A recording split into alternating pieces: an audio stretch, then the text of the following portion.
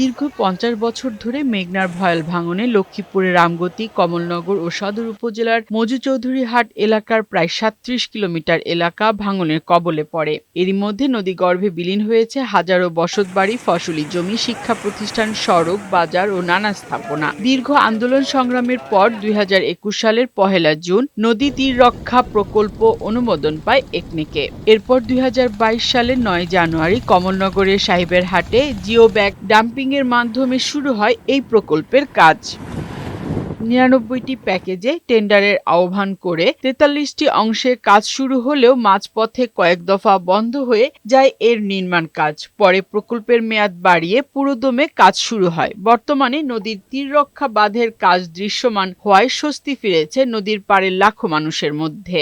নদীর কাজ চলমান হওয়ার পর থেকে মানুষের মনে একটা স্বস্তি ফিরে এসেছে। বাঁধ নির্মাণ হয়েছে, পুনরায় মানুষগুলো দূর দূরান্ত থেকে ভালোবাসার টানে এই নদীর পাড়ের মানুষগুলো পুনরায় আবার এখানে সবাই চলে আসতেছে। বানটা হওয়াতে খুব সুবিধা হয়েছে, এখন মানুষের ঘর বাড়ি রক্ষা হয়েছে। স্থানীয়দের মতে প্রকল্পের কাজ দ্রুত শেষ হলে স্থায়ীভাবে শুধু ভাঙন রোধ হবে না, বড় পরিবর্তন আসবে ব্যবসা বাণিজ্য, কৃষি ও যোগাযোগ ব্যবস্থায়। নদীর তীরের সৌন্দর্যকে ঘিরে পর্যটনেরও নতুন সম্ভাবনা তৈরি হবে বলে মনে করছেন তারা। এখানে লঞ্চঘাট হওয়ার কারণে বিভিন্ন রকম উন্নয়নের ছোঁয়া লাগছে, রাস্তাটাও হবে শুনতে পাচ্ছি, যার জন্য মানুষের আশার আলো দেখতেছে। মানুষের ফসল নষ্ট হবে না, এলাকার উন্নয়ন হবে। পানি উন্নয়ন বোর্ড বলছে কাজের প্রায় ৭০% কাজ শেষ হয়েছে, বাকি কাজও দ্রুত গতিতে এগিয়ে চলছে।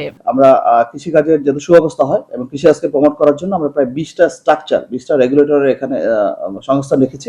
এই প্রকল্পের সার্বিক প্রোগ্রেস হচ্ছে ইতিমধ্যে 70% অর্জিত হয়েছে। আমরা আশা করছি আর 1 বছরের ভিতরে সম্পূর্ণ প্রকল্প বাস্তবায়ন করব।